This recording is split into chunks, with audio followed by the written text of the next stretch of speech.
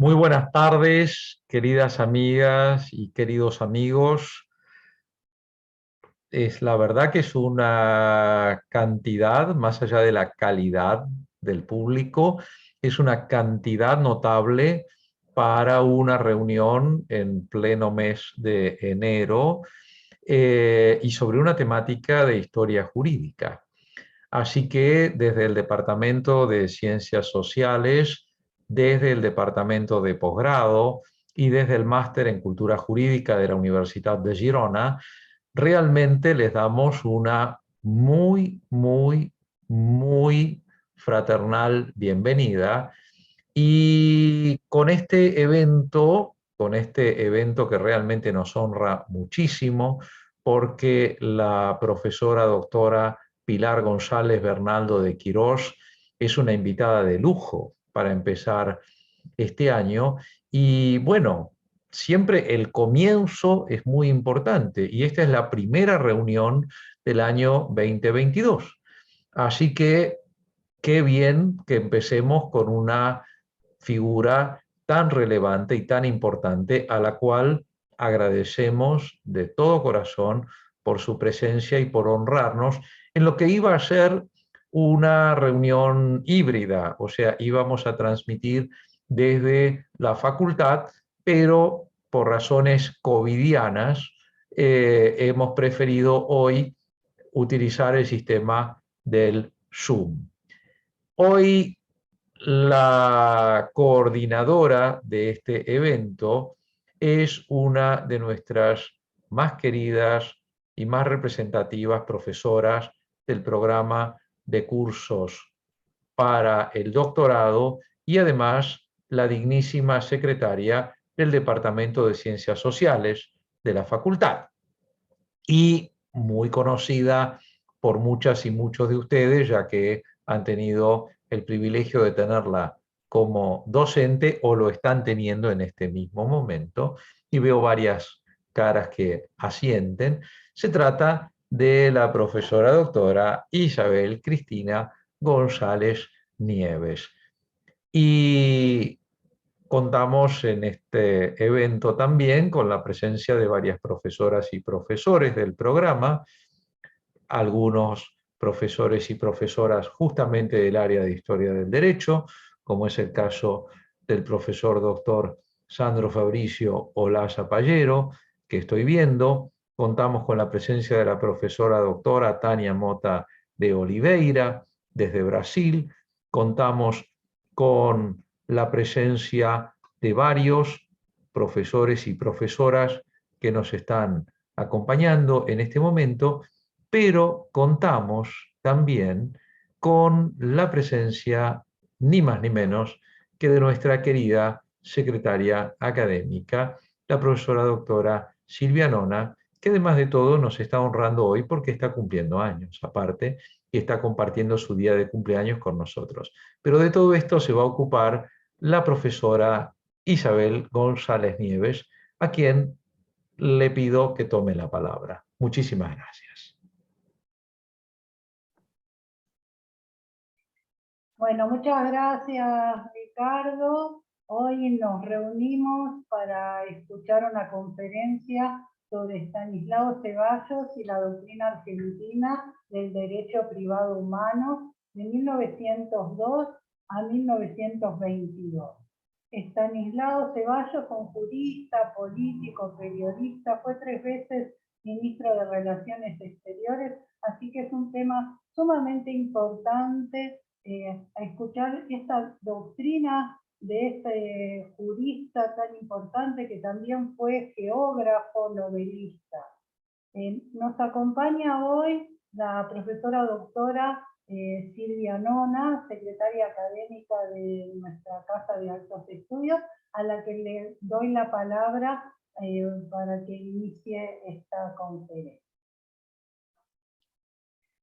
¿Qué tal? ¿Cómo están? Gracias Isabel, gracias Ricardo, muchísimas gracias Pilar por estar con nosotros y a cada una y a cada uno de ustedes que se ha sumado, como dijo Ricardo, en un día, siempre digo que el mes de enero es el más cálido en todo sentido, por no decir también caluroso. Hoy es un día de mucho calor en Buenos Aires, y día especial para mí, como han dicho, porque es mi cumpleaños. No les voy a decir cuántos años estoy cumpliendo, pero para mí es comenzar un nuevo año y comenzarlo con una charla que vamos a disfrutar mucho, y la verdad que agradeciéndole especialmente a Pilar, que además nos representa en una universidad tan importante de un país europeo, y saber que ella es catedrática de Derecho Latinoamericano, es estar un poquito cumpliendo. Ricardo siempre habla y creí que lo iba a hacer, pero lo voy a reforzar yo hoy, en esta ocasión. Uno de los objetivos de este ciclo de cursos válidos para el doctorado es poder aportar a esta hermandad, a esta paz que tanto, por la que tanto bregamos, mundial, pero especialmente latinoamericana.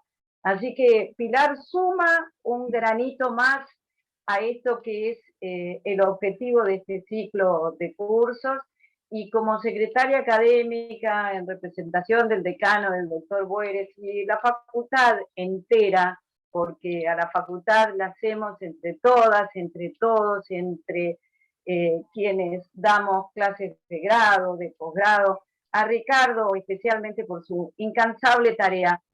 No pudo con nosotros, no pudo con él, la pandemia, y hemos ido sorteando todas estas dificultades y aprovechando este que es el espacio virtual de nuestra Facultad de Derecho de la Universidad de Buenos Aires. Así que muchísimas gracias a cada una, a cada uno de ustedes, y en especial a Pilar, ansiosa por escucharte con este tema. Yo poco sé de Estanislao Ceballos, y menos sobre el derecho privado humano. Así que muy ansiosa por escucharte. Gracias.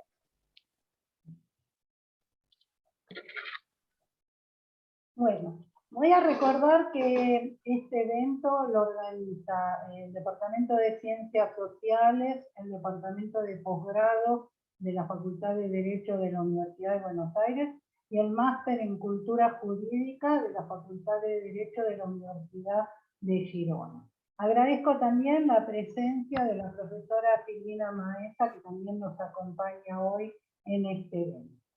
Voy a presentar entonces a Pilar para ya darle la palabra. La profesora doctora Pilar González Bernaldo de Quirós es titular de un doctorado en Historia por la Universidad de París-Sorbonne desde 1992 y de una habilitación en Humanidades y Ciencias Sociales desde 1996 de la Universidad de París. Es catedrática de Historia Latinoamericana Contemporánea de la Universidad de París desde 1997 y ha enseñado como profesora invitada en diversas universidades de Europa, América Latina y Estados Unidos. Ha dirigido y dirige numerosas tesis doctorales en Historia en la Universidad de París. Ha cumplido diversas responsabilidades científico-académicas, tanto como directora de laboratorio, responsable de intercambios académicos científicos con América Latina y presidiendo la Comisión de Escuelas Doctorales de la Universidad de París. Ha sido secretaria general de la Asociación de Historiadores Latinoamericanos durante el trienio de 2014 a 2017 y es actualmente su presidenta. Es miembro del equipo de laboratorio del Mons Americans, miembro del Instituto de Migraciones y miembro correspondiente a la Academia Nacional de Historia en la República Argentina. Sus investigaciones se desarrollan en el campo de la historia política de las movilidades a partir de una aproximación global situada en los procesos jurídicos, culturales, socioeconómicos y políticos de las construcciones nacionales en América Latina postimperial de 1820 a 1945. Sus últimas publicaciones han sido colectivas sobre migraciones y museos, una aproximación global, Rosario, prehistoria, también perspectivas históricas de la cohesión social y de la desigualdad en América Latina en los siglos XIX y XX, artículos con referatos, y una aproximación microsocial de la historia el derecho privado internacional, Estanislao Ceballos, y la Argentina, y la doctrina del derecho privado humano. Han también escrito primeras iniciativas de regulación jurídica global de las migraciones, Estanislao Ceballos y la doctrina argentina del derecho privado, de 1873 a 1923. Le damos la bienvenida a nuestra facultad, a la profesora doctora Pilar, y tenemos el orgullo y el honor de contarla en este evento, y le damos entonces la palabra. Muchas gracias.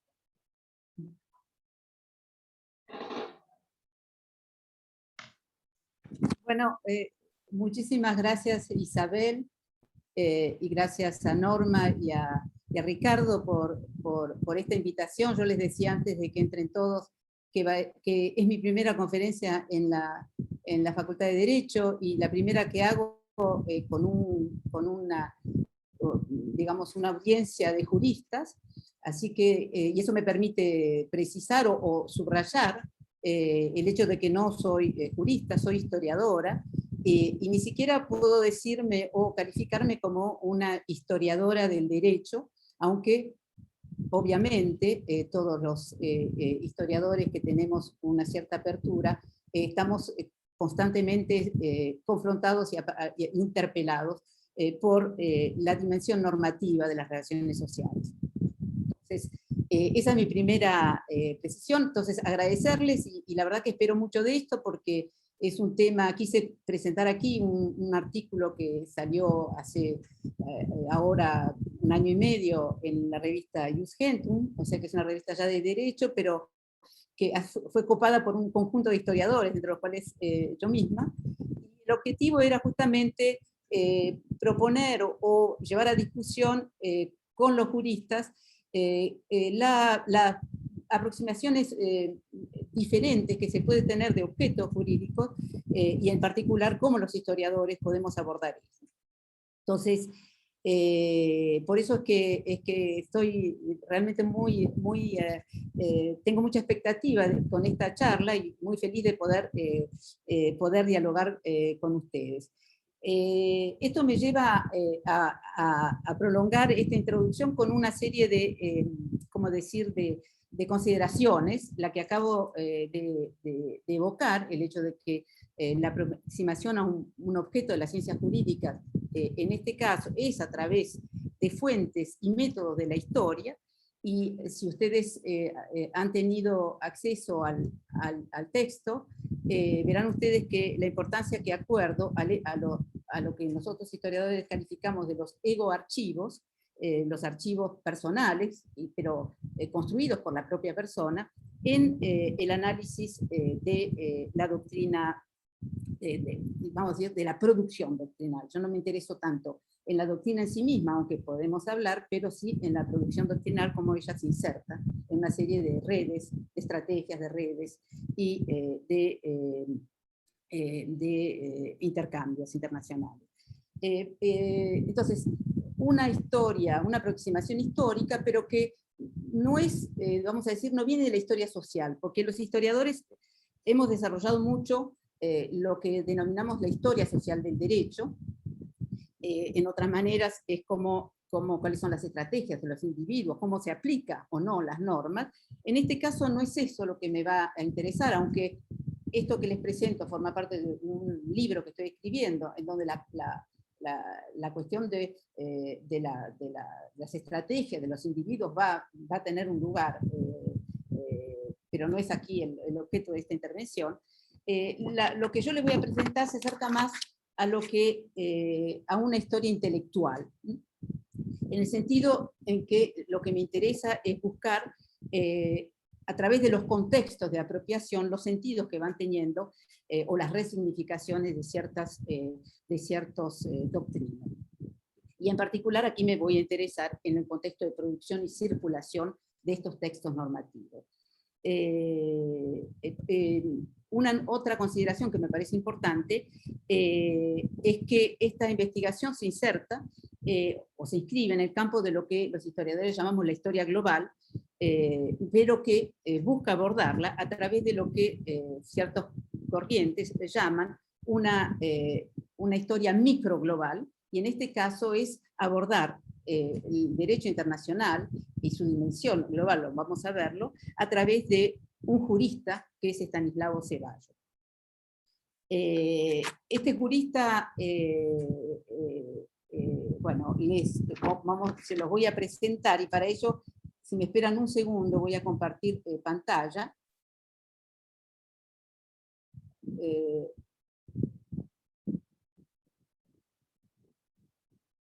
A ver si... Ahora sí. Disculpen, tengan un poco de paciencia.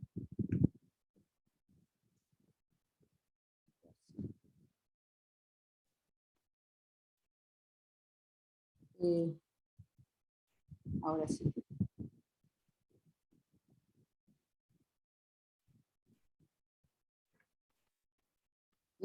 ¿Ven la pantalla? Y se ve, tendrías que poner F5, ¿no? Para que empiecen a pasar las... Tenés razón, sí. A ver un momento.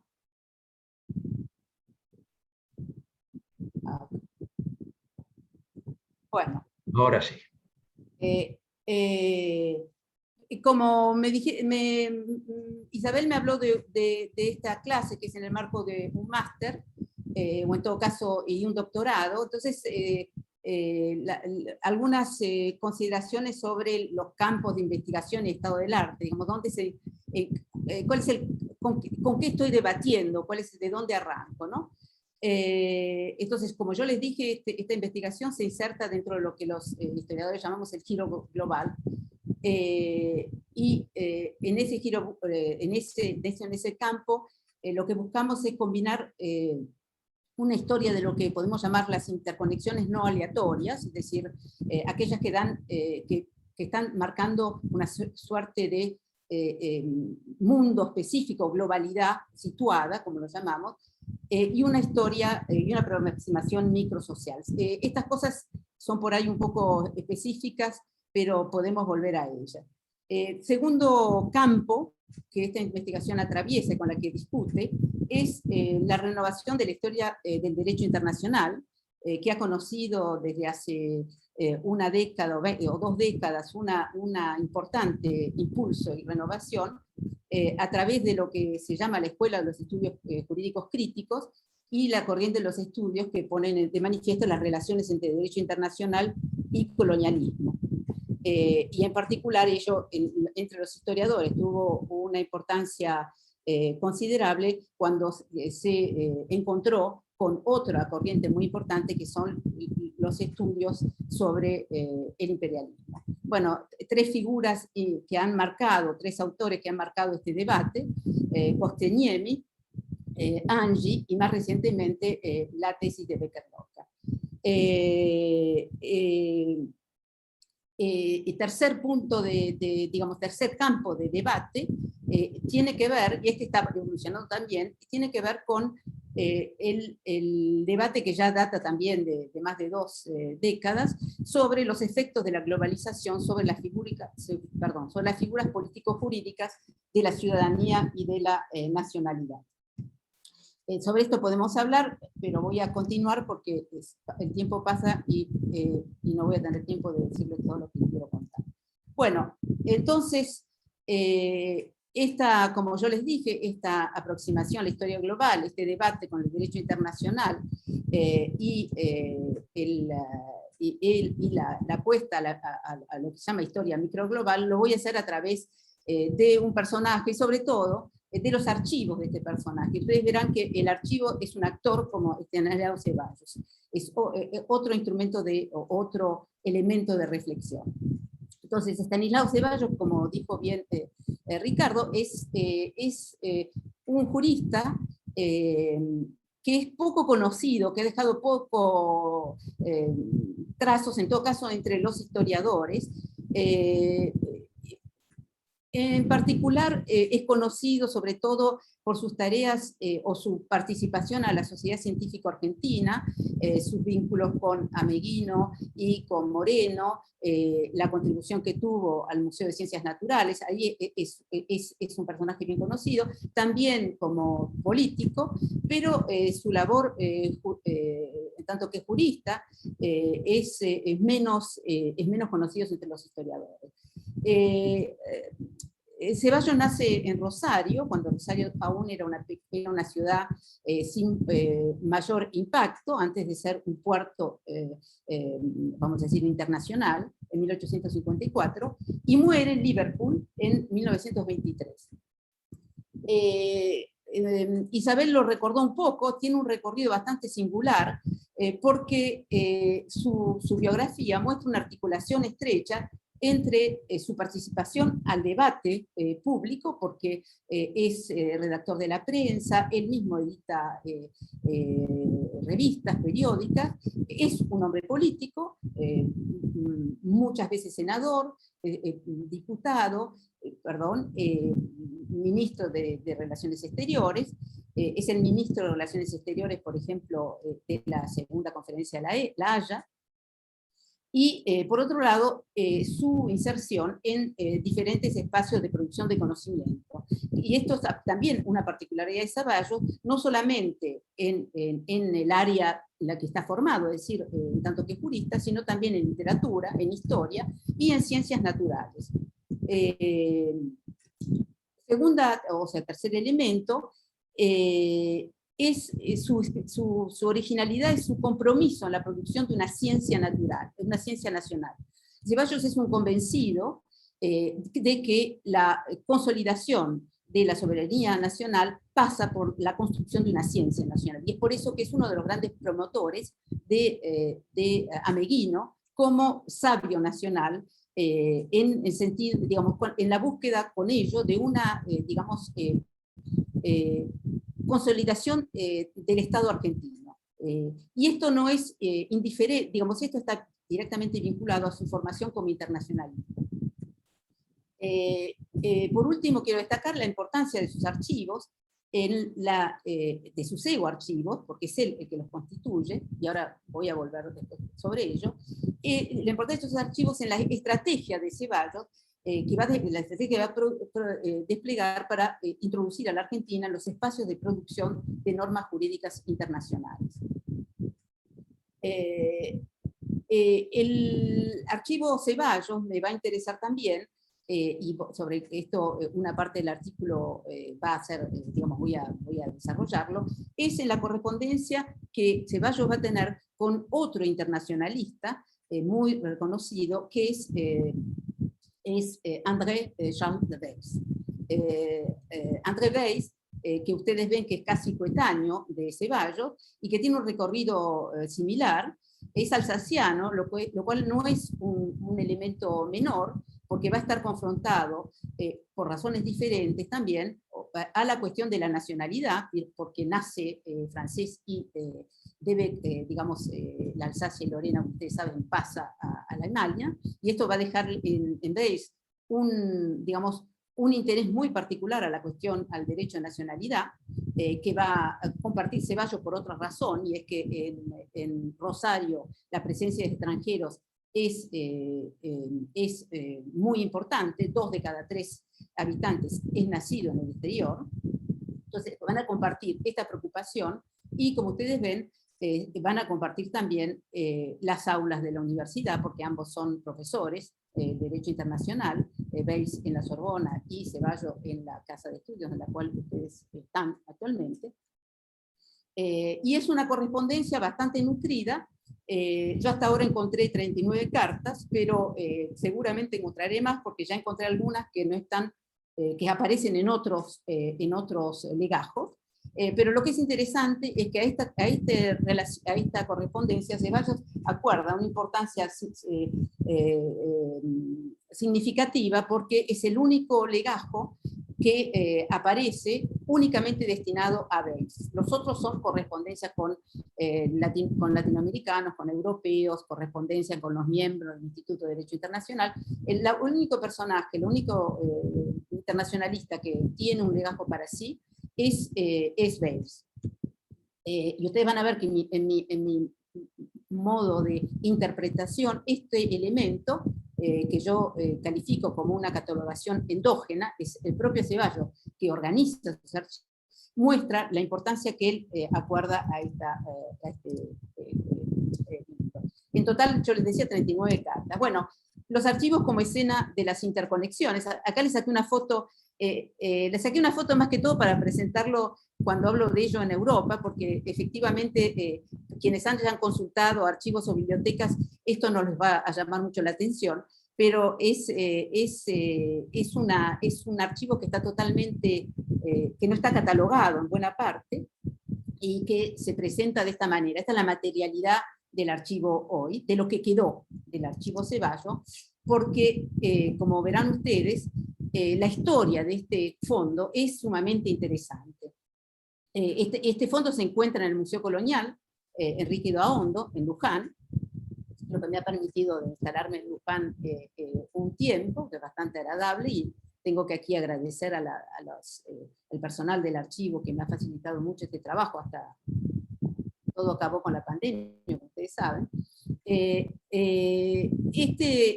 En vida Ceballos, aparte de ser un hombre político, un científico, como vimos, un internacionalista, fue un gran coleccionista. Y un hombre que en un momento tuvo muchos recursos, también llevó a cabo varias empresas o varias inversiones, algunas desgraciadas, pero vamos a ver que hay momentos de su vida que tiene gran capacidad adquisitiva, y esta en buena parte va a estar destinada a comprar, a consolidar esta colección. Muy diversa, y entre las cuales se encuentran, como yo les dije, que es un interesado por la arqueología, por la antropología, entonces va a tener una colección de cráneos indígenas que va a legar al Museo de La Plata, donde se encuentran.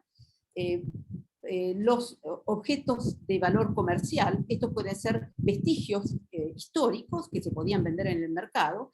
Su hijo va a vender todo lo que el mercado quiere, va a desintegrar este fondo, van a ser rematados, y lo que queda, que es seguramente lo que el hijo de Ceballos no ha logrado vender, son sus papeles personales, es decir, su archivo personal, y la colección de la revista Historia y Derecho y Letras, que fue creada y dirigida por él, y que tiene, como ustedes ven, acaba con la muerte de Ceballos. Es esta colección que se encuentra, este archivo que se encuentra en Luján. Entonces, mi primera, como yo les dije, para mí el archivo forma parte del dispositivo de Ceballos, porque analizando el archivo, desde, digamos, con métodos, técnicas de la tecnología, me he dado cuenta, y no fui, digamos, no soy la primera, y otros que se han interesado en eso, pero he optado primero por estudiar el archivo no como un repositorio de documentos, sino como una construcción del propio Ceballos, y ustedes ven cómo en esta catalogación del archivo primó en un primer momento, y eso es normal, lo que se llaman la catalogación propia, endógena, es decir, el propio Ceballos, y aquí lo ven la prueba en la foto, donde vemos uno de los legajos, se llama Certificado de Obras de mi colección. Entonces, es Ceballos que cataloga ese archivo, y el desinterés que visiblemente aporta el hijo a estos papeles hace que no toque, no interfiera en la catalogación, lo cual para nosotros historiadores es una bendición absoluta. Y esto me permitió entonces dar cuenta de cómo se organiza el archivo. Es decir, Ceballos, como todos nosotros, y sobre todo los historiadores que tendemos a acumular papeles, tenemos una especie patología específica, que generalmente viene antes de la profesión, y que la profesión la acrecenta, a acumular papeles. Entonces Ceballos los acumula, pero lo que es interesante es que cuando él, digamos, el dispositivo de organizar un ego-archivo, con el primer legajo, empieza en 1893. El primer legajo de su archivo es de 1893 y está destinado a dar cuenta, yo diría a legitimar, su arbitraje desfavorable, si lo pierde, en representación de arbitraje que presenta los Estados Unidos en 1893. Lo pierde y con esta pérdida Ceballos va a perder buena parte del capital político que tenía. Entonces, lo primero que hace es comenzar este archivo acumulando todos los elementos que le permiten a él mostrar cómo su arbitraje debería haber dado buenos resultados y sobre todo, a partir de entonces, mostrar cómo él es una figura, un internacionalista reconocido, inserto en amplias redes internacionales. Entonces, a partir de ahí, vemos como que hay una voluntad de este archivo para constituirlo a él como un cine internacionalista, lo que hasta entonces no era. O sea, Ceballos tiene una formación de jurista, pero hasta 1893 es un hombre político, tiene algunos, digamos, en tanto que hombre político ha puesto en evidencia o se ha interesado a temas que tienen que ver con el derecho internacional, pero que los trata desde un punto de vista político. Entre estos temas, el más conocido es, que lo llevaron a ser reconocido como un belicista, es su interés o su preocupación por los límites entre, digamos, en particular con Brasil y con Chile. Y en Brasil es digamos, un gran, ¿cómo decirlo? No sé cómo llamarlo, pero no diría enemigo del Brasil, pero un gran, digamos, desarrolla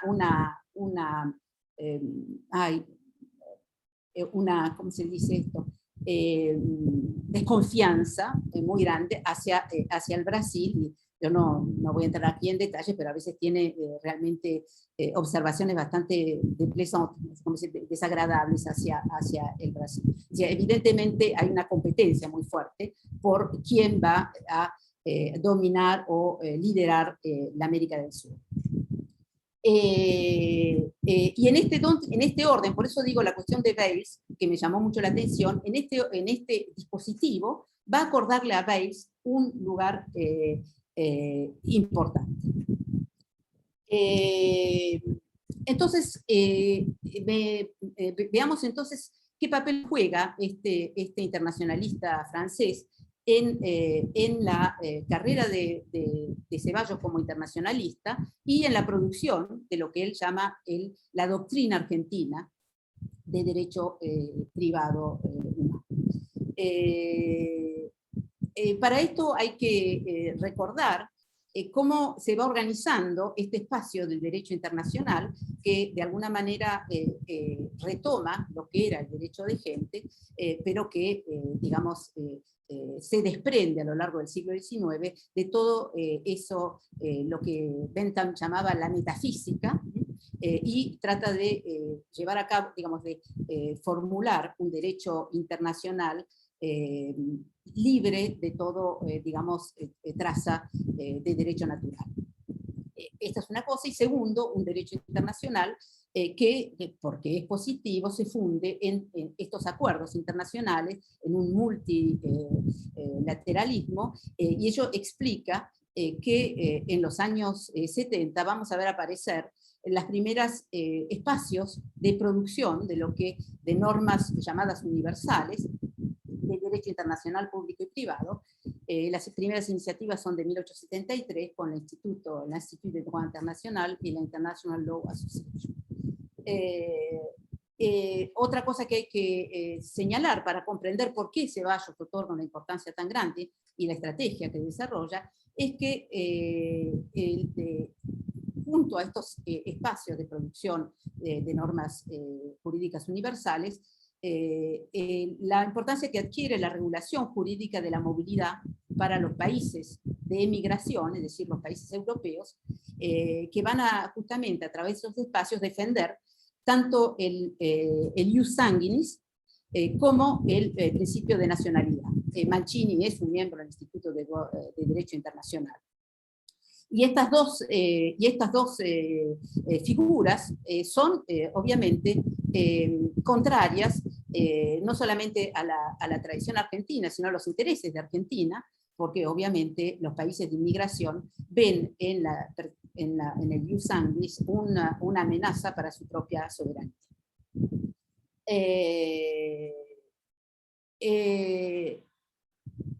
Que entonces en este marco de un supuesto, digamos, formulación de principios universales, pero que en realidad encarnan intereses de los países europeos, ¿cuáles son los retos para los países de inmigración y para los países americanos del norte y del sur? Es defender justamente los intereses locales, pero utilizando el mismo lenguaje del universalismo. Esto va a hacerse evidente en los años 80 en un famoso debate que va a poner a Carlos Calvo, un internacionalista que es uno de los fundadores del Instituto de Derecho Internacional, único americano, fundador, latinoamericano, perdón, porque hay un norteamericano. Entonces, Carlos Calvo con Amancio Alcorta, que es en ese momento el catedrático de Derecho Internacional Privado en la Facultad de Derecho de la Universidad de Buenos Aires. Calvo defiende la idea de un derecho internacional universal, de lo que se llama el universalismo europeo, porque está representando las políticas de los países europeos, y Alcorta, que avanzando lo que va a ser después Álvarez, va a defender un derecho americano. Y vamos a ver que la posición de Ceballos va a ser ligeramente diferente. Y yo ya estoy apuro. Entonces, Ceballos retorna de los Estados Unidos y va a partir de ahí no solamente construir su archivo como una de las estrategias, sino construirse a través del archivo y a través de la academia como un universalista. Entonces, él retorna en el 83 y inmediatamente va a tener un puesto de profesor suplente de Derecho Internacional Privado en la Universidad de Buenos Aires. Al poco tiempo después funda esta revista de Derecho, Historia y Letras, que va a ser una importante vitrina de su posición política y científica, y allí va a publicar incluso papeles privados, es decir, que va a ser como un eco de su propio archivo. En 1903, a la muerte de Alcorta, es nombrado profesor de Derecho Internacional Privado en la Universidad de Buenos Aires y inmediatamente funda el Bulletin Argentin de Droit International Privé en francés, que vamos a ver va a ser una pieza importante en sus relaciones con Bayes. Las relaciones con Bayes, entonces yo les dije, duran de 1903 hasta la muerte casi de Ceballos. Esta correspondencia tiene distintos momentos, es discontinua por consiguiente. Entre 1909 y 1911 es el mayor momento, mayor intensidad de la correspondencia. Luego, obviamente, durante la guerra, la Primera Guerra Mundial, esta se interrumpe. El internacionalismo europeo está completamente atravesado por la Primera Guerra Mundial, y yo acá no me voy a explayar sobre las barbaridades que dice Bayes de los alemanes, y supongo que los alemanes dirían de los franceses, digamos, la paz, la idea, no solamente la paz, sino la idea de paz está atravesando momentos muy difíciles, y esta correspondencia retoma de 1920 hasta 1922. El primer intercambio, entonces, ocurre en 1903, cuando Ceballos le envía a Bayes el famoso Bulletin Argentin. Y en este primer bulletin hay varios artículos de Ceballos en donde cita a Bayes, y una reseña que Ceballos hace a Bayes. Con lo cual, Bale le agradece. La reseña es un tanto crítica, pero Bale no vuelve, le dice que es normal que haya diferencias porque justamente no se ha llegado a la codificación tan esperada. El primer encuentro va a tener lugar en París en 1905 y es posiblemente allí, porque después de ese encuentro la correspondencia empieza a hablar de una traducción que Ceballos está haciendo del manual de Derecho Internacional de Bales. Entonces, posiblemente allí él le hace la propuesta de traducción, porque no tengo ninguna digamos, elemento escrito de esa propuesta, y entre el 1906 y el 1910 los intercambios están centralmente dirigidos a esta traducción. Bueno, uno dice, los italianos dicen que traducir trair, ¿cómo se dice? Traicionar. Ahí está, que traducir es traicionar. Y efectivamente, si uno ve y compara estos dos manuales, es sumamente interesante la utilización que hace Bales, de Ceballos, del manual de Bales, para no traducir, sino utilizarlo como soporte para difundir su propia doctrina. Al punto que Bales en ningún momento hace referencia estricta, pero los franceses tienen maneras muy détournées, como se muy sutiles, de hacer llegar una información. Entonces aquí le dice Bales en una carta a Ceballos de 1909, le dice que él no sabe qué debe celebrar, si la exactitud escrupulosa de su traducción o la riqueza de la documentación. ¿Y por qué les dice esto? Porque si ustedes miran aquí, en azul es el texto de Bales, y todo lo que está rojo son las notas, el paratexto de Ceballos. Es decir, lo que hace Ceballos es, como el editor le dice que no puede agregar páginas, el manual es muy voluminoso, reducir el texto de Bales para poner, ¿no?, sus notas y sus comentarios, que como ustedes ven, toman una dimensión considerable en la traducción. Y entonces, en este paratexto, podemos encontrar varios dispositivos. En algunos casos, Ceballos se escribe en una total continuidad con el texto de Bales, tratando de situar la producción de Bales o prolongarla con la producción americana, en un continuum, mostrando que el derecho internacional es universal y que lo que se ve en Europa se perpetúa, se continúa en América. Entonces, por ejemplo, va a decir, léase mi estudio, lo que está diciendo Bales. En otros está destinada a corregir las afirmaciones de Bales, ¿no? Entonces dice, cuando por ejemplo el francés dice que las leyes internas de un Estado obligan a sus ciudadanos, Ceballos enmienda y dice, a todos los habitantes, nacionales o extranjeros, domiciliados o transeúntes, y cita el Código Civil argentino, obviamente. En algunos va a refutar al francés. En particular, por ejemplo, hay una refutación de la definición que tiene Bales del derecho internacional privado. Y digamos, en resumidas cuentas, Ceballos busca a través de esta traducción difundir su propia doctrina de derecho privado humano, ya en la traducción de Bales, que aspiraba a que viniese a reemplazar la concepción europea fundada sobre el principio de nacionalidad, y que Ceballos, como veremos en la doctrina argentina, él va a decir que tiene digamos, arrastra digamos, una base, una tradición feudal, ¿no? O sea, colocando a la tradición americana y sobre todo argentina como en ruptura frente a esta tradición feudal y monárquica. ¿Cuáles son? Entonces, él ya está formulando a través de una traducción esta idea de una tradición argentina y una doctrina argentina, que es la que él formula, pero esta doctrina argentina evidentemente tiene que tener un alcance universal. y es lo que para ello va a desarrollar una serie de estrategias, que aquí les cito algunas. En 1903, en el lado derecho, ustedes tienen, no voy a tener el detalle, pero las distintas instituciones de lo que es lo que podríamos llamar el universalismo europeo, o como decían los miembros del Instituto de Derecho Internacional, la conciencia jurídica universal, ¿no?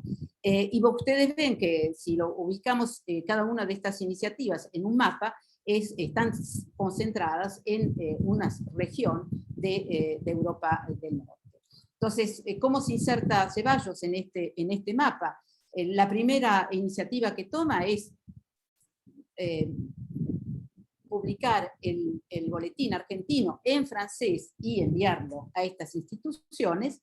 En 1908, gracias a la traducción que hace de Bayes y a la relación que va a establecer con Bayes, va a ser, Bayes lo va a proponer como un miembro del Instituto de Derecho Internacional, lo que sería un miembro correspondiente. En 1910, Bayes lo propone como miembro titular.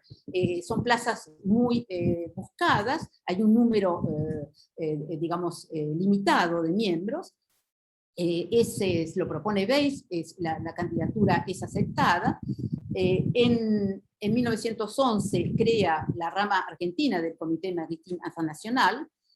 En 1912, y esto es muy interesante, que volviendo a la estrategia de Ceballos, Bayes lo presenta para presenta su primera candidatura para premio Nobel, ¿no?, de Ceballos.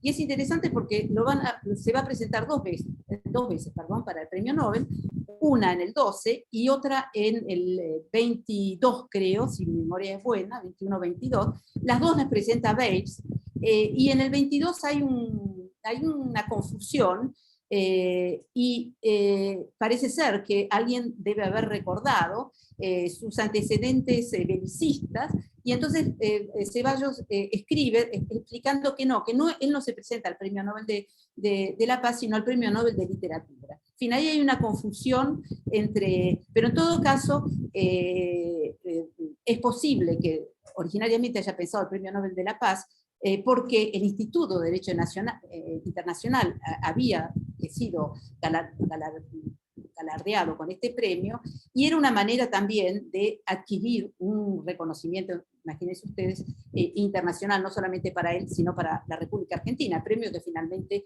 le será otorgado a Saavedra Lamas, como saben ustedes. En 1914, como fruto de las negociaciones que va a tener con Bayes, vamos a decir negociaciones, intercambio de favores,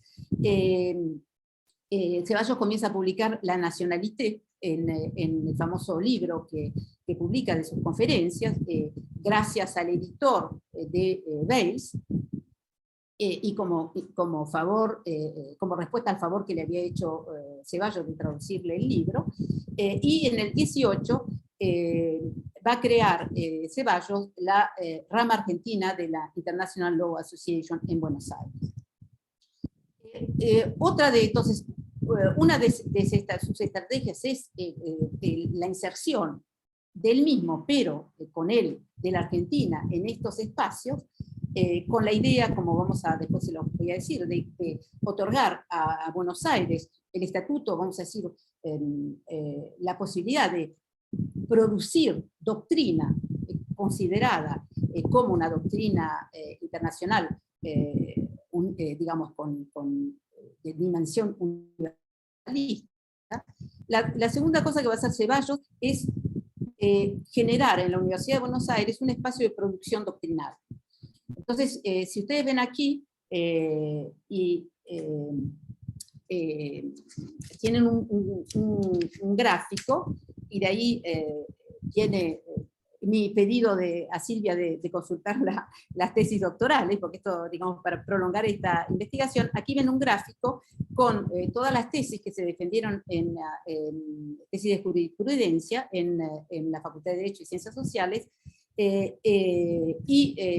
señalado entonces todas aquellas que tratan sobre temas de derecho internacional privado, y colocado los quiénes eran los catedráticos en el momento que se defendieron las tesis. Y entonces ustedes ven que las primeras tesis son del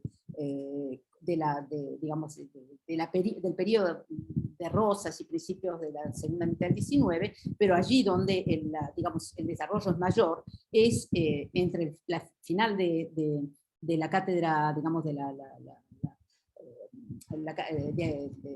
no sé cómo se dice, pero la cátedra de Alcorta, a cuando asume Ceballos, es durante su asunción que Ceballos promueve el desarrollo de este tipo de investigaciones. Bueno, la nacionalité, no paso acá porque ya me estoy pasando de tiempo, pero hay el intercambio es muy duro con el editor, porque la nacionalité no tarda en salir, pero obviamente Europa estaba en guerra, el editor no para de decirle que no tiene papel, que no puede producir. Ceballos está muy enojado, y en un momento ahí se muestra la razón del enojo, y es él que considera que hay allí en su propuesta justamente una posibilidad de reemplazar, ¿no?, el universalismo europeo, o sea, la producción de doctrinas sobre nacionalidad. Ceballos considera que la guerra ha mostrado que Europa ya no es capaz de sostener esos principios universales, y que, por lo contrario, ellos vienen a situarse en el continente del porvenir, que es América Latina.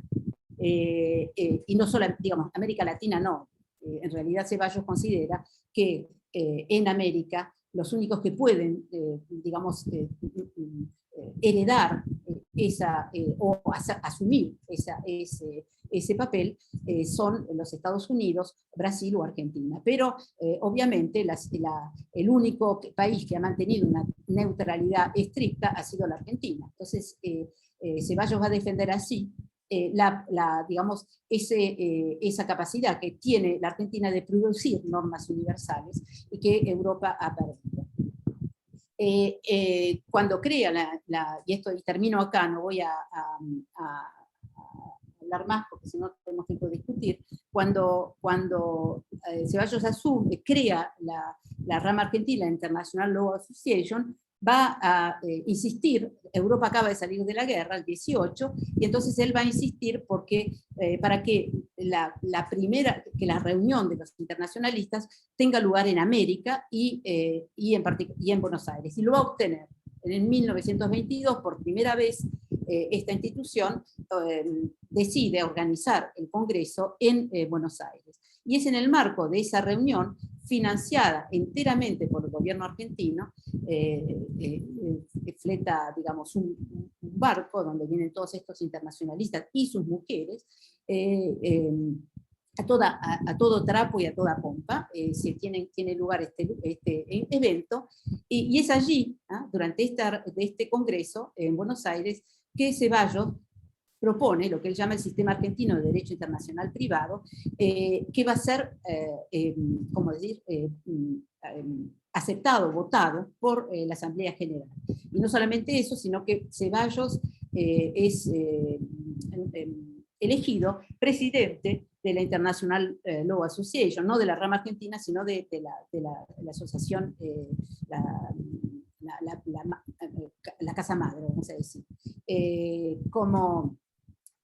Ceballos muere en Liverpool cuando va justamente a presidir la asociación en Europa, entonces, simplemente, y para concluir, esta doctrina argentina de derecho privado humano en realidad es una reivindicación de la tradición jurídica argentina, y en particular del Código Civil argentino, que acuerda, y la Constitución Nacional, que acuerda derechos civiles a todos los habitantes, independientemente de la nacionalidad. Como ustedes saben, el Código Civil francés, que inspiró la tradición de código, establecía inaugura una tradición en que los derechos civiles son los de los nacionales, digamos, identificando derechos civiles con nacionalidad. Aquí la Argentina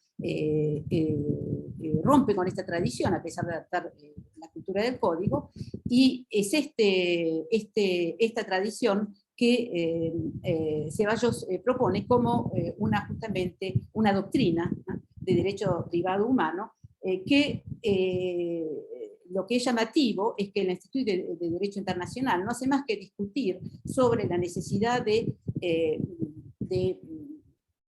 formular un derecho humano, lo que serán los derechos humanos posteriormente, es decir, derechos propios a los individuos independientemente de la nacionalidad, y cada vez que lo hacen,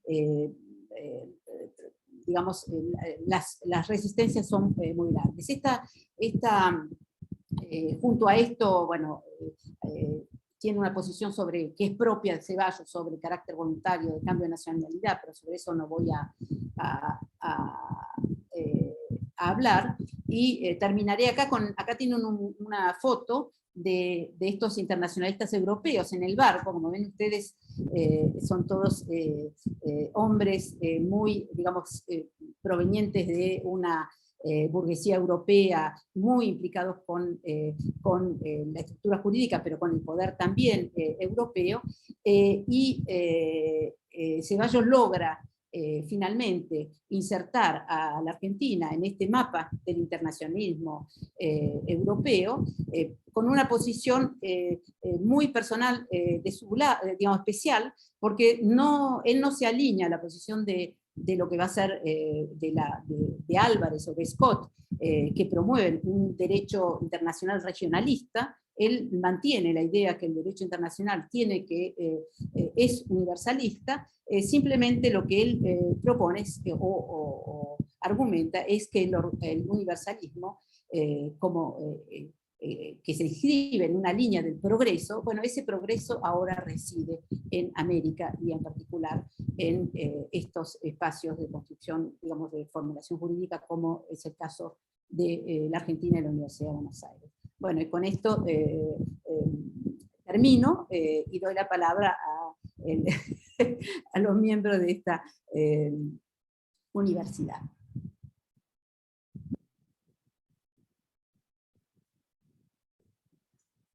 No sé cómo salir de acá. Ahí está, ahí está.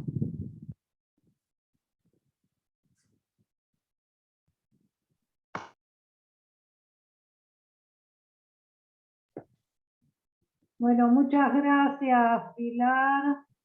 Fue una conferencia muy linda. Además, saber tantas cosas de nuestra facultad, como la cantidad de tesis doctorales y los jurados que tuvieron en ese momento, y reivindicar la figura de uno de los pensadores de la generación del 80, que la verdad que lo teníamos olvidado. Así que te agradezco mucho tus palabras.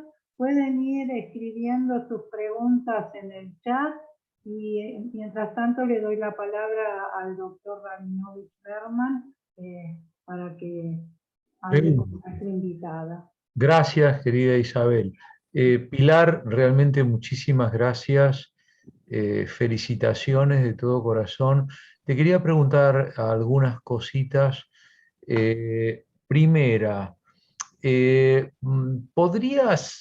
¿podría, digamos, considerarse que esta doctrina de Ceballos de alguna manera marque un camino hacia una teoría latinoamericana de los derechos humanos, o sería un capítulo más, digamos, cambiando el escenario, cambiando el eje de la teoría europea de los derechos humanos?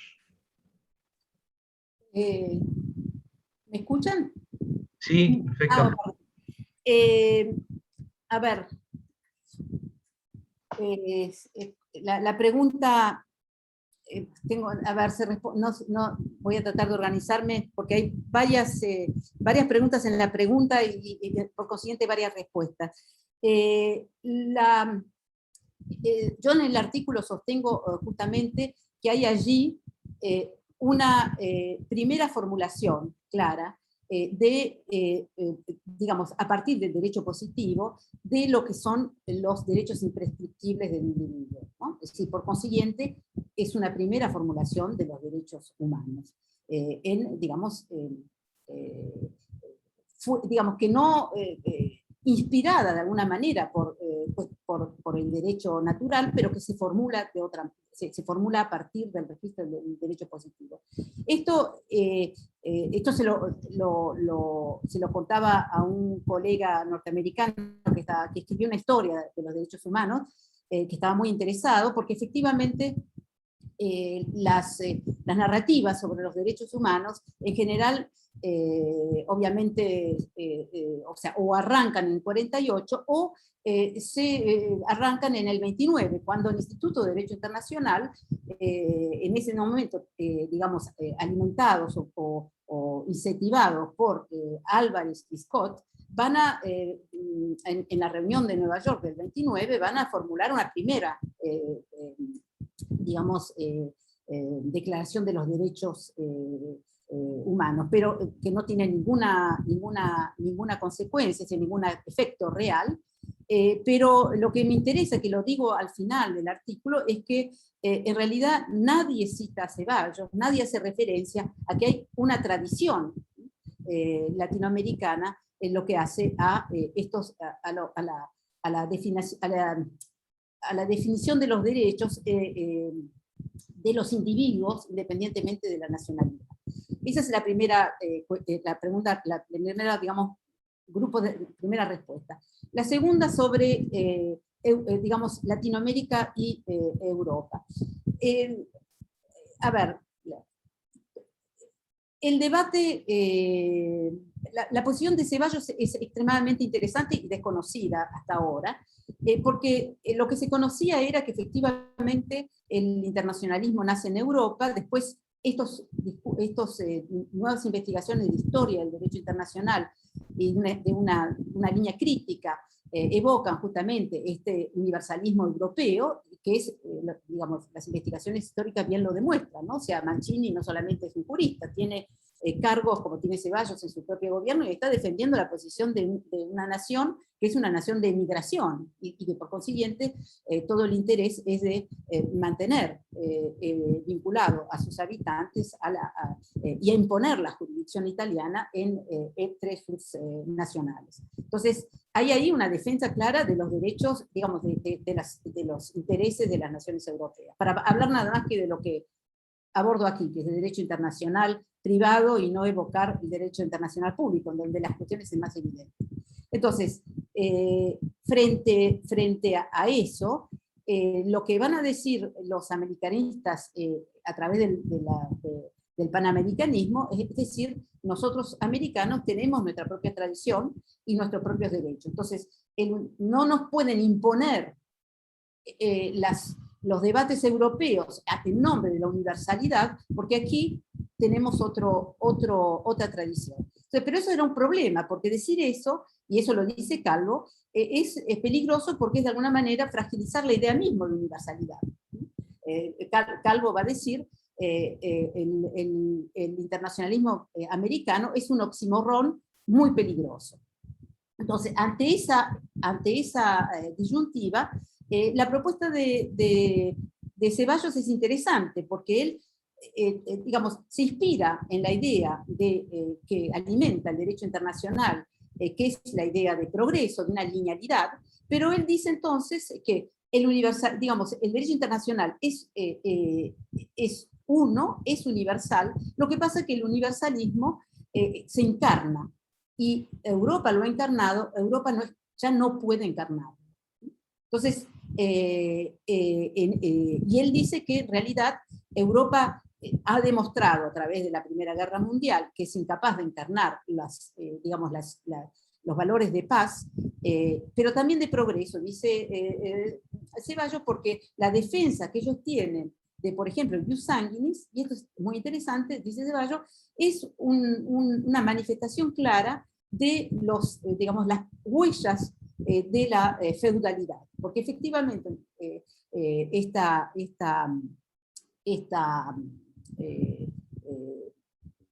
hay un razonamiento invertido. Pero bueno, no importa, no voy a entrar en detalle. Pero él muestra cómo hay en Europa una especie de omnipresencia del poder monárquico y feudal que América ha superado, en todo caso encarna los valores democráticos y republicanos mucho más que Europa. Entonces, por consiguiente, el universalismo está situado. Y en el momento que él habla, dice está situado en América, y en América el país que mejor lo encarna, o que está en mejores condiciones de encarnarlo, es Argentina. Por eso que él lleva a cabo, al mismo tiempo, digamos, la formulación doctrinal, la construcción de redes internacionales y la labor de producir doctrina en la República Argentina. Y por eso la importancia que otorga él a la Facultad de Derecho y Ciencias Sociales, que por otro lado es decano en un momento, y a la formación de juristas y a la promoción de investigaciones en Derecho Internacional Privado.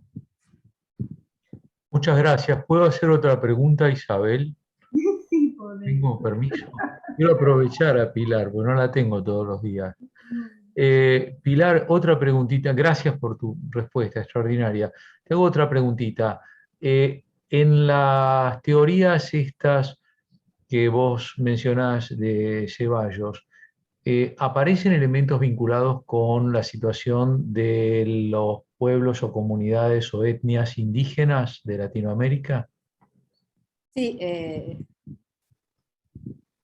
bueno, eso es un tema enorme, sumamente interesante, y sobre el cual, por parte de las cosas que voy a escribir. Entonces, sí aparece, digamos, la cuestión indígena está muy presente en todos los internacionalistas, pero de una manera que hoy llamaríamos políticamente incorrecta. ¿Por qué? Porque en realidad hay que saber que el derecho internacional se va a fundar, este universalismo, y se funda sobre la idea de no solamente de progreso, sino de civilización. El derecho internacional es el derecho de los estados civilizados. Es en nombre de ese derecho y de ese principio de civilización que Europa va a llevar a cabo la expansión imperial. ¿Por qué? Porque justamente la supuesta ocupación de los territorios africanos y asiáticos estaba destinada a civilizar a esos pueblos y por consiguiente poderlos integrar en la comunidad jurídica internacional. Pero para eso debían pasar primero por la etapa, es un poco como la evangelización en la época de la conquista, o sea, primero hay que evangelizarlos jurídicamente y después integran la comunidad, pueden, digamos, integrar los estándares de civilización de estas primeras naciones civilizadas. Entonces, eso es el esquema, por eso digo que esta renovación de los estudios de historia del derecho, que se viene a encontrarse con los estudios sobre historia imperial, destacan el papel que juega el derecho internacional en la expansión imperial. Bueno, entonces, en ese esquema, ese esquema, digamos, funciona fuertemente, y es un aspecto que no ha sido, yo lo empecé a trabajar, publicar, pero que no ha sido abordado, y es que los países, los estados americanos o latinoamericanos recientemente reconocidos como estados soberanos, se encuentran en una situación un poco en un limbo, porque no son totalmente estados bárbaros que hay que civilizar, pero por otro lado, en ciertos momentos se cuestiona su nivel de civilización. Por eso es que Ceballos apuesta o otorga tanta importancia en la creación de una ciencia nacional, justamente para mostrar, de alguna manera decir, aquí estamos civilizados, muchachos, vayan a ver para otro lado, ¿no? Y ustedes saben que en los años 60, en 1860, hubieron varios intentos de expansión, digamos, en todo caso de ocupación militar en América Latina a través de la intervención francesa en México, la guerra de España con Chile, en fin, el estatuto no estaba totalmente claro. Entonces, la presencia de pueblos indígenas jugaba de dos maneras en este discurso. Primero, era problemática porque corría, digamos, los estados latinoamericanos, todos ellos tenían regiones, territorios, digamos, en donde vivían pueblos originarios, que no eran, digamos, controlados por los estados independientes, pero que tampoco por el momento planteaban mayor problema. El desarrollo capitalista, pero sobre todo el desarrollo de derecho internacional, lleva a estos estados a, de alguna manera, a querer ocupar ese espacio y sobre todo ocuparlo soberanamente, es decir, esos territorios no son controlados por el Estado Nacional, pero son del Estado Nacional, ¿no? Entonces, entonces hay un doble movimiento. Por un lado, recordarles a las potencias en plena expansión imperial que estos territorios no son tierra nullis, o sea, no se los puede conquistar, pero por otro lado, utilizar el derecho internacional, y es lo que hace Ceballos a través de su libro Las 15.000 leguas, la conquista de 15.000 leguas, es utilizar el argumento del derecho internacional para legitimar el avance sobre esos territorios. Entonces, todos estos juristas consideran a los pueblos originarios como, digamos, territorios a civilizar, y en todo caso, ¿cómo decir? Las denominaciones son siempre salvajes, bárbaros, es decir, no hay en absoluto una idea de aplicar los principios del derecho internacional a los pueblos originarios. Y eso es común en Alberdi, es común, porque no hablé de otro internacionalista poco conocido en tanto que tal, que es Juan Bautista Alberdi, pero es común en Alberdi, es común en Ceballos, aunque Ceballos tiene un giro diferente porque él lo mira desde la antropología, es común en Álvarez. Entonces estos internacionalistas, si reivindican esos pueblos, es en tanto que reivindican ese territorio.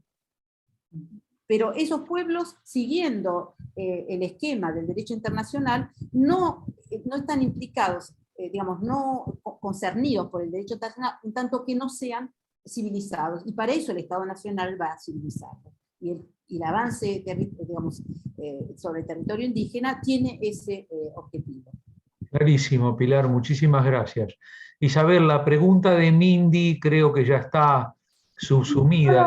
En la parte ambiental, ¿no? Mindy Fuentes dice qué relación tenía con el entorno, la tierra y los componentes ambientales, ¿no? Esta identidad. Yo pensaba que más o menos ya está un poquito respondido, ¿no? Con lo que me respondió a mí, Pilar. No sé si Pilar te parece agregar algo al respecto.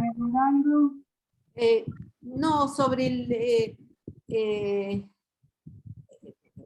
es decir, Ceballos es dentro de los internacionalistas, digamos, tiene una posición particular por este particular interés que él ha desarrollado por las ciencias naturales, por la antropología, por la arqueología. Entonces, es alguien que tiene una sensibilidad muy particular por el medio ambiente,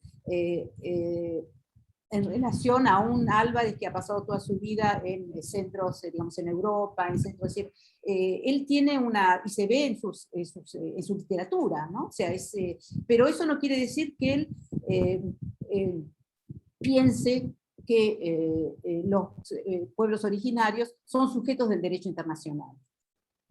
Bueno, acá Fabio Avelar Peixoto te pregunta, Pilar, ¿la creación de una ciencia nacional tiene que ver con el intento de garantizar la soberanía del país? Sí, totalmente, totalmente. Y en Ceballos es explícito, y lo vemos, por ejemplo, en sus diferentes actividades. O sea, es un hombre político, pero es un hombre que es miembro creador de la Sociedad Argentina, Sociedad Científica Argentina, va a financiar las distintas expediciones que hace Moreno a la Patagonia, promueve a Meguino, es un hombre que está, digamos, para él, la soberanía nacional se defiende tanto a través de la ciencia como a través del principio de nacionalidad que evite que el territorio argentino sea atravesado por jurisdicciones extranjeras. Me gustaría preguntarte yo, ¿qué opinión tenés sobre lo que decía Ceballos, sobre que el país no había mestizaje y entonces tenía una superioridad con respecto a otros países de América? Bueno, a ver, en una reunión que tuve hace poco, un colega israelí, ¿no? Me decía, pero al fin, Ceballos es un racista, y ¿para qué tanta vuelta, no? Efectivamente, Ceballos, es decir, los historiadores estamos, digamos, nuestro objetivo no es moralizar el pasado ni el presente, ¿no? Si tratar de entenderlo. Entonces, el racismo de Ceballos en realidad forma parte de su argumentación sobre justamente la dimensión civilizatoria del Estado argentino. Entonces, él, por ejemplo, en su correspondencia, que no hace más que tirarle pica al Brasil, porque para él el peligro en la hegemonía continental es el Brasil. Entonces él lo que él constantemente critica o dice los brasileños, sí, los brasileños tienen mucha población, pero población que cuenta cuánta, poquísima. Acá en Argentina somos menos, pero contamos. Lo que está queriendo decir es que somos representantes, o encarnamos ese universalismo que él quiere defender. Obviamente que uno puede decir eso es racismo puro, pero, y lo es, pero es importante saber en qué marco ese racismo se desarrolla, y qué es lo que Ceballos está buscando a través de ello, porque eso nos permite no quedarnos en un personaje y denunciarlo, decir este es bueno o malo, sino mostrar cuál es digamos, el sistema intelectual, el contexto intelectual dentro del cual esto se desarrolla y para qué sirve. Bueno, muchas gracias. Acá hay otra pregunta de Sandro que justamente le iba a dar la palabra como profesor de Historia del Derecho, el doctor Sandro Olaza Pallero. Te dice Pilar, felicitaciones a la doctora Pilar González. Profesora, ¿le podemos dar la palabra? Sí, por eso, sí. Adelante, doctor Sandro. Sandro, entonces. Buenas tardes, mis felicitaciones ante todo a la doctora Pilar González Bernaldo, que lamentablemente, bueno, yo quería concurrir porque tengo su libro, doctora, Civilidad, acá, y quería que me lo dedicara. Y es uno de los libros que más amo, la verdad, y que uso en mis enseñanzas. Y la felicito por esta obra también, doctora. Bueno, quiero destacar todo lo que dijo la doctora Pilar González, lo que dijo también Isabel González, de rescatar la figura de Estanislao Ceballos. Yo lo estoy trabajando desde el punto de vista de la reforma, porque es mi tesis postdoctoral, y justamente lo que habló Pilar tiene que ver también con el debate académico que había dentro de la facultad, incluso entre reformistas y antirreformistas, respecto a estas enseñanzas. Yo, por ejemplo, Pilar, he consultado la revista del Centro de Estudiantes, y se ven ahí también los debates que había entre los alumnos que hacían los apuntes, justamente de Derecho Internacional. Y vi la famosa polémica entre Diego Luis Molinari y Ceballos, que justamente te quería preguntar eso, ¿no? Y que fue un acto, digamos, muy sonado en la época, ¿no? Y que reflejó las diferencias, y que tiene que ver también con la renovación en la cátedra que había en ese tiempo, ¿no? Y justamente, bueno, viendo tu libro de civilidad, ¿no? Que me ha servido muchísimo para los análisis y para mi tesis postdoctoral, yo pienso que hay un cuestionamiento también a Ceballos por parte de un joven Diego Luis Molinari, que después lo vamos a ver con mucha actuación en la diplomacia, junto con Irigoyen, después, bueno, apoyando el peronismo, pero lo acusa de un supuesto plagio, y eso, bueno, te quería preguntar a vos, y lo veo, bueno, como reflejado, insisto, ¿no? En esta puja que se da dentro de la Facultad de Derecho, entre los antiguos catedráticos, académicos y los jóvenes estudiantes y ya abogados profesores como el doctor Diego Luis Molinari. Y te felicito por tu aporte a esta renovación de los estudios de historia del derecho, especialmente el derecho internacional privado, que está prácticamente sin trabajar, Pilar. Te agradezco, Sandro. Sí, está sin trabajar. El artículo apareció en una revista norteamericana y me escribió una profesora de Derecho Internacional en una universidad norteamericana que me dijo, efectivamente yo mismo, me dijo, no hay nada, y me empezó a preguntar cosas de otros internacionalistas. Digo, no, bueno, yo no soy jurista, no me interesa, pero efectivamente, y es algo que hay que, digamos, últimamente, estos renovación de estudios de Derecho Internacional son sobre todo, o básicamente, Derecho Internacional público. Y el Derecho Internacional privado a nadie se interesó, y es central para la República Argentina, un país que tiene tantos extranjeros. El derecho internacional, digamos, ¿qué derecho se aplica cuando hay un conflicto? Es fundamental. Bueno, entonces eso para decir, sí, yo espero generar vocaciones al respecto. Bueno, la crítica de Molinari es atroz a Ceballos, es sangrienta, para decirlo.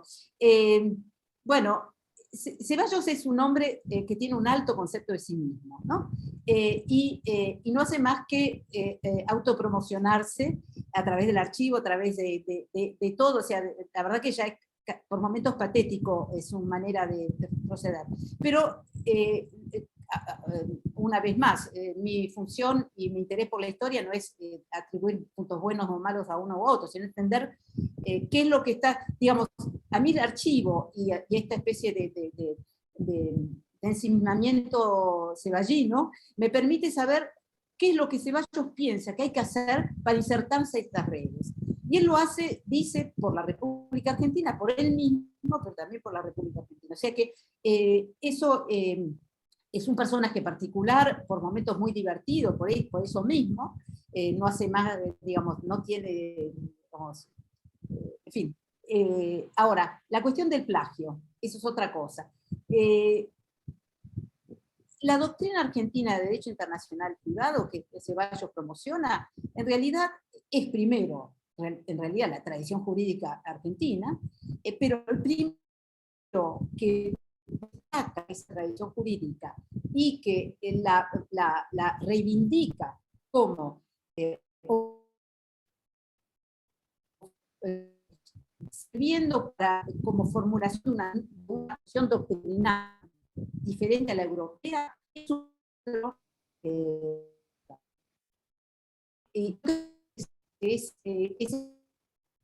diría, en sus cuando él escribe en el Vita argentino, él hace una historia de la enseñanza del derecho internacional privado y él dice que empieza con él.